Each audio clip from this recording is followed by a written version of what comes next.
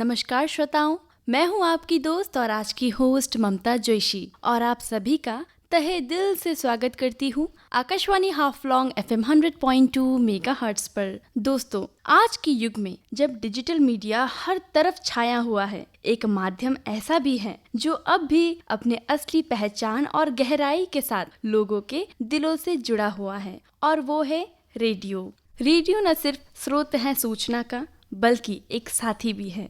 आज का दिन हम सब के लिए एक अति महत्वपूर्ण अवसर लेकर आया है, क्योंकि इस वर्ष आकाशवाणी अपने गौरवशाली 90 वर्ष पूरे कर रहा है। 1936 में अपने सफर की शुरुआत करने वाला आकाशवाणी आज भी भारत की सांस्कृतिक विरासत, जनजीवन और राष्ट्रीय चेतना का एक अमूल्य स्तंभ बना हुआ है। 90 सालों में इसने अनेक पीढ़ियों को जोड़ा है, संगीत से, साहित्य से, सूचना से और संवेदना से। इस अवसर पर हम लेकर आए हैं एक विशेष चर्चा जिसका विषय है a youth perspective on the role of Akashvani, यानी एक युवा दृष्टि से देखा गया आकाशवाणी का योगदान। ये चर्चा हमें इस बात पर विचार करने का अवसर देगा कि आज के युवा आकाशवाणी को किस रूप में देखते हैं, उनके लिए इसका क्या महत्व है और कैसे आकाशवाणी उनके सपनों, सोच और सफर का हिस्सा बना। तो आइए इस युवावाणी कार्यक्रम के माध्यम से हम मिलकर समझें आकाशवाणी का आज के युवाओं के जीवन में बदलता हुआ रूप और उस भूमिका को जो कल भी महत्वपूर्ण थी और आज भी प्रेरणा का स्रोत है।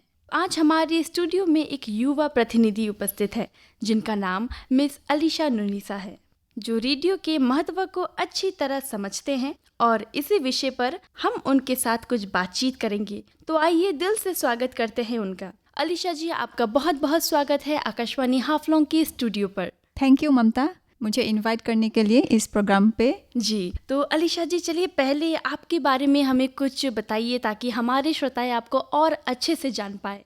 मेरा नाम अलीशा नुनीसा है और मैं बाय प्रोफेशन में गवर्नमेंट सर्वेंट हूँ जी। और मैं पहले प्राइमरी टीचर केंद्रीय विद्यालय हाफलॉन्ग में भी काम कर चुकी हूँ। उसके साथ ही साथ मैंने न्यूज़ एंकरिंग में भी काम किया है, अभी भी कर रही हूँ एज ए पार्ट टाइम। उसके बाद और मैं साथ ही साथ मेरा एक यूट्यूब चैनल भी है जी। मेरे नाम से अलीशा नुनीसा, वो मैं 2019 से कर रही हूँ। मुझे वीडियोस बनाना बहुत अच्छा लगता है जी। मेरा वो एक हॉबी है। ज़्यादातर मैं डिमासा को प्रमोट करना चाहती हूँ, मैं वही वीडियोस बनाती हूँ। टूरिज़्म प्लेस जो यहाँ पे हमारे डिमासा में बहुत सारा ब्यूटीफुल डेस्टिनेशन है, यहाँ पे उसको प्रमोट करने में मुझे बहुत अच्छा लगता है। टूरिस्ट को अट्रैक्ट करने के लिए वही वीडियोस बनाने के लिए अच्छा लगता है। व्लॉगिंग भी करती हूँ, लेकिन मैं क्या करना पसंद है, मुझे ज़्यादा जो लोग को इम्पैक्ट, एक इन्फॉर्मेशन देना चाहती हूँ, एक नॉलेज देना चाहती हूँ। लेकिन बाय प्रोफेशन में तो गवर्नमेंट सर्वेंट हूँ। जी, तो अभी हमें ये बताइए कि आपके लिए रेडियो का क्या मायना है। रेडियो एक बहुत इम्पॉर्टेंट है, क्योंकि वहाँ से हम लोग को बहुत सारा जानकारी मिलते हैं, न्यूज़ मिलते हैं। वहाँ से हम लोग म्यूज़िक, वहाँ पे बहुत रिलैक्सेशन देते हैं। जैसे किसानों के लिए वहाँ पे बहुत सारा न्यूज़ देते हैं, स्कीम्स वगैरह जानकारी मिलते हैं। तो रेडियो के ज़रिए हमें बहुत सारा इन्फॉर्मेशन मिलते हैं, इसलिए शायद इस रेडियो को सभी लोगों को सुनना चाहिए। जब टाइम मिलते हैं उन लोगों को सुनना चाहिए। मैं भी कभी कभी जब टाइम मिलते तो सुनती हूँ रेडियो को। अगर इस 21st सेंचुरी में नया टेक्नोलॉजी आने से भी इसको नहीं भूलना है, वही बोलना चाहूँगी मैं। जी जी। आजकल तो रेडियो भी ख़रीदना ज़रूरी नहीं है, क्योंकि आपके साथ फ़ोन है, वहाँ पे भी फ़ोन पे भी रेडियो मिल जाता है। साथ ही साथ आपके साथ अगर गाड़ी है तो गाड़ी में भी रेडियो ऑन करो, वहाँ पे भी जानकारी मिल सकते हैं। तो मैं ये बोलना चाहती हूँ कि रेडियो को हमें नहीं भूलना चाहिए और हमेशा जब टाइम मिलता है तब रेडियो में सुनना चाहिए। जी जी। तो आपने कहा कि आप भी रेडियो सुनते हैं, आप किस तरह के कार्यक्रम ज़्यादा सुनना पसंद करती हैं? रेडियो में ज़्यादातर मुझे गाना सुनना अच्छा लगता है, वहाँ पे वो सुनते हूँ मैं। और साथ ही साथ यहाँ पे जो लोकल हमारा जो यहाँ पे चैनल है 102, वहाँ पे भी बहुत सारा प्रोग्राम्स चलते हैं, वो भी सुन लेती हूँ मैं। जी जी। अलीशा जी, आपकी कोई पुरानी यादें रेडियो से जुड़ी है? बचपन का याद मुझे एक याद तो है, जब मैं मेरे नानी का घर जाती थी, वहाँ पे मेरा मौसा जो है रेडियो लेके पकड़ के हमेशा आते हैं वहाँ पे, और रेडियो हम लोग सुनते थे। उस टाइम पे हमारे वहाँ नानी के घर में इलेक्ट्रिसिटी वहाँ नहीं था, लेकिन वहाँ पे मुझे याद है हम लोग वो बैटरी खरीद के वो रेडियो पे हम लोग सुनते थे। आज भी मेरा जो मौसा है आज भी रेडियो सुनता है वहाँ पे इलेक्ट्रिसिटी आने से भी, उसका साथ फ़ोन नया टेक्नोलॉजी होने से आज भी वहाँ पे रेडियो सुनते हैं, वो ही मुझे याद है। तो हम लोग बचपन में जब नानी का घर जाते थे, हम लोग सब, मेरा कज़िन्स लोग, हम लोग सब खेलते थे, सुबह सुबह उठकर हम लोग रेडियो सुनते थे। जब शाम में भी जब हम लोग खेल के वापस आते थे नानी के घर, तब में भी हम लोग रेडियो में समाचार, मेरा अंकल जो है समाचार सुनते थे, साथ ही साथ वहाँ पे गाना प्रोग्राम्स, किशोर कुमार के गाना बहुत बजते थे, वही सब मुझे याद है। आज भी सुनते हैं मेरे मौसा, और मैं भी सुनती हूँ आज में। जी अलीशा जी, देखिए आजकल तो डिजिटल ज़माना है और टीवी और सोशल मीडिया के दौर में रेडियो को आप कैसे अलग मानती हैं? रेडियो और टीवी और सोशल मीडिया अलग तो मैं नहीं बोलूँगी, क्योंकि रेडियो से भी बहुत सारा हम लोग जानकारी मिल सकते हैं। टीवी और सोशल मीडिया पे बहुत सारा जानकारी मिल सकते हैं, गाना भी मिलता है टीवी और सोशल मीडिया, इवन रेडियो और न्यूज़ भी, इंफॉर्मेशन बहुत सारा मिलता है रेडियो से। लेकिन क्या है प्लस पॉइंट कि रेडियो में, जैसे कि टीवी और सोशल मीडिया पे हम लोग बैठ के वहाँ पे फ़ोन पे हम लोग या टीवी पे बैठ के देखते हैं, लेकिन रेडियो में क्या कर सकते हैं कि हम लोग बस रेडियो ऑन करो, तुम सुनते जाओ इन्फॉर्मेशन या न्यूज़ चैनल जो भी, और साथ ही साथ तुम काम कर सकते हो जी। वो एक पॉजिटिव थिंग है रेडियो के। और क्या है, जो विजुअली इम्पेयर्ड पर्सन्स जो नहीं देख सकते हैं और जो सिर्फ सुन सकते हैं, उनके लिए भी बहुत अच्छे है रेडियो सुनने के लिए, वो एक पॉजिटिव है हमारे रेडियो सुनने से। तो मैं ये एक पॉजिटिव साइड से ये बोलना चाहती हूँ कि रेडियो के ज़रिए से तरह तरह के लोग वो सुन सकते हैं और रेडियो से बहुत ज़्यादा लाभ उठा सकते हैं। जी जी। अलीशा जी, अगर आपको रेडियो को एक शब्द में बताना हो तो आप क्या कहेंगी? रेडियो को एक शब्द में तो मैं क्या ही बताऊंगी। रेडियो बहुत सारा ज्ञान देता है, वहाँ पे एंटरटेनमेंट भी बहुत मिलता है जी। वहाँ पे बहुत सारा जो है हमें स्टोरीज भी सुन सकते हैं, वहाँ से हमें इंफॉर्मेशन देती है। जी, वही बोलना चाहूँगी मैं। जी जी। अलीशा जी, देखिए रेडियो में कई तरह के कार्यक्रम आते हैं, तो आप कितना इम्पोर्टेंट समझती हैं उसको? रेडियो में बहुत सारे प्रोग्राम तो होते हैं, लेकिन मैं यहाँ पे एक प्रोग्राम है किसान वाणी प्रोग्राम, इसके बारे में मैं थोड़ा बोलना चाहूँगी। जी जी। किसान वाणी प्रोग्राम जो है वो एक मिनिस्ट्री ऑफ एग्रीकल्चर, वहाँ से प्रोग्राम होता है।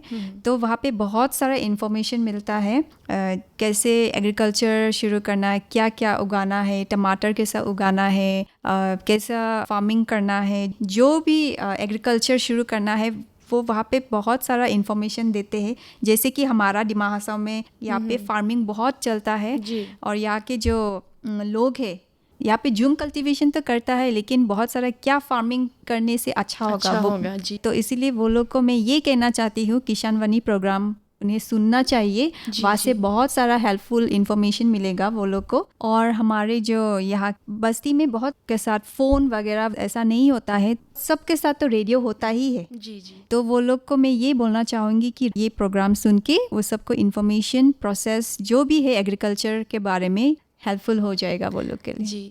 और एक प्रोग्राम है यहाँ पे यूथ प्रोग्राम, वहाँ पे भी बहुत सारा इन्फॉर्मेशन सुनने को मिलता है, उनके अचीवमेंट कैसा वो अचीव किया है उनका, जैसे कि एंटरप्रेन्योर हो या स्पोर्ट्स में हो या एंटरटेनमेंट में हो। बहुत सारा लोग को यहाँ पे हमारे जो ये रेडियो सेंटर में वो बुला के उन लोग को इंटरव्यू करते हैं। बहुत सारा उनका स्टोरी सुन के शायद जो लोग सुनेंगे ये यूथ प्रोग्राम उनको बहुत ही इंस्पायर करेंगे। तो मैं ये बोलना चाहूँगी, यूथ प्रोग्राम में सभी को यहाँ पे चांस दिया जाता है। तो मैं ये बोलना चाहूँगी कि यूथ प्रोग्राम भी सुनना चाहिए। जी जी। और मैं भी सुनती हूँ यूथ प्रोग्राम और सुन के बहुत अच्छा लगा। मेरे बहुत सारे दोस्त यहाँ पे आके लोग को सुनाया है उनका अचीवमेंट जो अचीव किया है। ये यूथ प्रोग्राम सुन के बहुत अच्छा लगा। जी। मैं आपसे एक सवाल पूछना चाहूँगी कि आपने कहा कि आप यूथ प्रोग्राम सुनती हैं, तो आपको कितना फ़ायदेमंद लगा?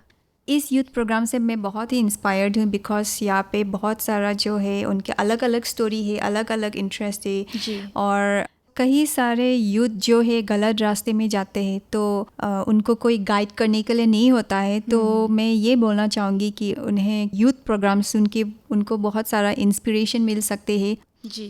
अलीशा जी, क्या आपको याद है जब रेडियो ने आपको किसी सिचुएशन में जानकारी दी हो? हम लोग के यहाँ पे 2020 में सभी को मालूम है उस टाइम पे कोविड हुआ था। तब में हम लोग बाहर भी नहीं निकल सकते थे।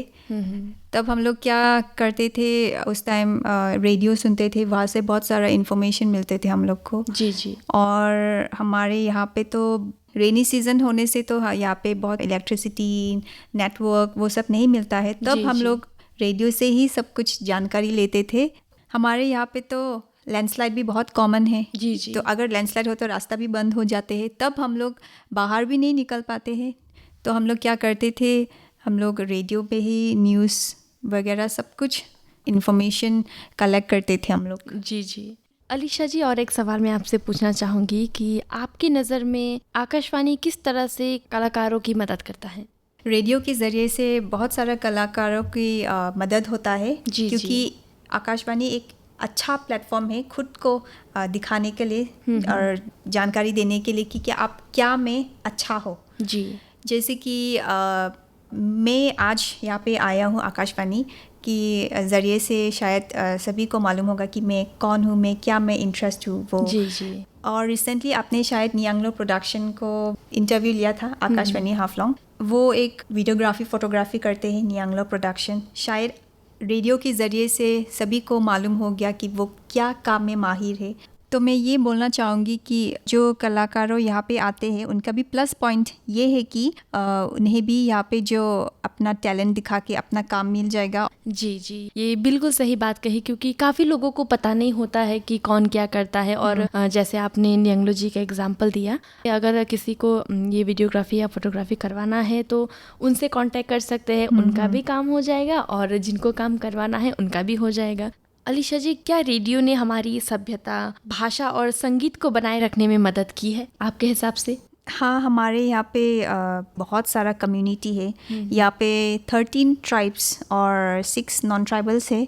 तो यहाँ पे हम लोग बहुत पहले से बहुत मिलजुल कर रहे हैं। तो आकाशवाणी हाफलोंग में बहुत सारा कम्युनिटी को भी बुलाया जाता है। और यहाँ पे बस हिंदी सॉन्ग्स ही नहीं, यहाँ पे सब डिमासा सॉन्ग्स या हो मार सॉन्ग्स या जिस लैंग्वेज के सॉन्ग्स वो सुनाई देते हैं यहाँ पे। तो इस जरिए से रेडियो हमें जोड़ कर रखते हैं। जी। अलीशा जी, क्या आपको लगता है कि रेडियो और सोशल मीडिया का मिलन एक पावरफुल कॉम्बिनेशन है? बिल्कुल सही पूछा आपने। रेडियो और सोशल मीडिया एक कॉम्बिनेशन है, क्योंकि जैसे कि आकाशवाणी हाफलोंग का पेज है सोशल मीडिया पे। जी जी। वहाँ से ही मुझे मालूम हुआ कि बहुत सारे लोग यहाँ पे आके इंटरव्यू दिया है। बहुत सारा प्रोग्राम्स ऑलरेडी कर चुके हैं या आने वाला है। तो मैं ये बोलना चाहूँगी कि रेडियो और सोशल मीडिया में बहुत सारा कनेक्टिविटी है। जैसे कि फ़ोन तो सभी के पास है आजकल, तो सोशल मीडिया तो सभी यूज़ करते हैं। तो सोशल मीडिया में ऑलरेडी एक दिया जाता है कि क्या प्रोग्राम आने वाला है। वहाँ के ज़रिए से हम लोग जान सकते हैं कि रेडियो में अभी नेक्स्ट प्रोग्राम क्या आने वाला है। तो ये एक कनेक्टिविटी हो जाता है रेडियो और सोशल मीडिया पे, और जो प्रोग्राम है वो टाइम पे सुन पाते हैं। जी जी। अलीशा जी, आपने जैसे पहले बताया कि आपको रेडियो में गीत सुनना बहुत ही पसंद है, तो क्या आप बोल सकती हैं एक ऐसा गीत जो आपको सुनना बहुत ही पसंद हो? रेडियो में बहुत सारा पुराना गाना बहुत सुनते थे। वहाँ पे तो लता मंगेशकर जी का एक गाना मुझे बहुत अच्छा लगता है। वो रेडियो में बहुत ही प्ले करता है, अजीब दास्ता है ये। वो गाना मुझे बहुत ही अच्छा लगता है। जी। अलीशा जी, आपके हिसाब से फ्यूचर में आकाशवाणी का क्या रोल होगा? आकाशवाणी का रोल जो है बहुत ही पहले से चलता आ रहा है जी। और मैं उम्मीद करती हूँ ये फ्यूचर तक कंटिन्यू रहेगा और आकाशवाणी जो है बहुत सक्सेसफुल फ्यूचर तक रहे। आकाशवाणी हाफलोंग पे भी बहुत सारा प्रोग्राम्स आते रहे, बहुत सारा जानकारी है वो देते रहे, और मैं ये आशा करती हूँ कि आकाशवाणी हमेशा जारी रहे। जी। देखिए, ज़माना तो बहुत अपग्रेड हो रहा है। जी जी। लेकिन मैं ये बोलना चाहूँगी कि रेडियो को हमें नहीं भूलना है, सुनते रहना है, क्योंकि इसके ज़रिए से हम लोग बहुत ही पहले से जानकारी मिल रहा है। तो हमें अगर नया टेक्नोलॉजी आने से भी हमें ये नहीं भूलना चाहिए। जी। अलीशा जी, अंत में आप अपने युवा दोस्त को क्या मैसेज देना चाहेंगी? मैं अपने युवा दोस्त को यही बोलना चाहूँगी कि हमेशा अच्छे स्वस्थ में रहना, जी अपना ख्याल रखना, अपना फैमिली का ख्याल रखना, दूसरों के बारे में कभी खराब मत सोचना, सबके लिए अच्छा सोचना। अगर किसी दिन आपको किसी की मदद करना हो तो हमेशा मदद करनी चाहिए दूसरा का। और साथ ही साथ मैं ये बोलना चाहूँगी कि रेडियो में हमेशा बरकरार रहना, कभी मत बोलना रेडियो। जी अलीशा जी, मैं दिल से धन्यवाद करती हूँ आपका। आपने अपनी कीमती समय निकालकर हमसे रेडियो के महत्व और उसके बदलते रूप पर अपने विचार साझा किया। आपकी बातों से न केवल रेडियो के इतिहास और भूमिका पर रोशनी पड़ी, बल्कि हमें ये भी समझने को मिला कि आज के युग में भी रेडियो किस प्रकार से समाज को जोड़ने और जागरूक करने का काम कर रहा है।